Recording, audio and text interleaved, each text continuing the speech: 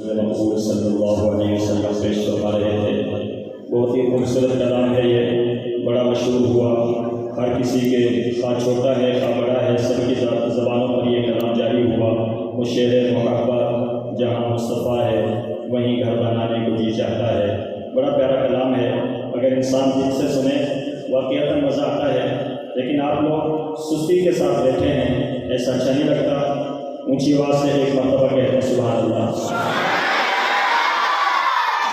زندگی آ گئی، رونقیں آ گئی، بزم عالم میں کیف و سرور آ گیا۔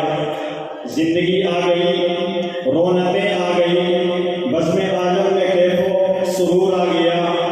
آمنہ کے مقدر کے آغوش میں دونوں عالم کی آنکھوں کا نور آ گیا۔ آمنہ کے مقدر کے آغوش میں دونوں عالم کی آنکھوں کا نور آ گیا۔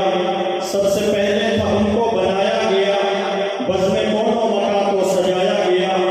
سب سے پہلے تھا ان کو بنایا گیا، بزم کون و مکان کو سجایا گیا۔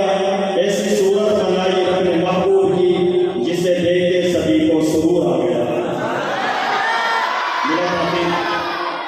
ادیانات رسول محبوب صلی اللہ علیہ وسلم کے لیے دعوت دے رہا ہوں۔ ہمارے معزز مہمان لاہور سے تشریف لائے ہوئے اور اسی مدرسے کے طالبان یہاں سے پڑھے ہوئے حضرت مولانا حافظ احمد حسن صاحب کو تشریف لاتے ہیں، اپنے خوبصورت انداز میں اپنا جادو جگاتے ہیں۔ حافظ احمد حسن صاحب، نعرہ تکبیر، اونچی آواز سے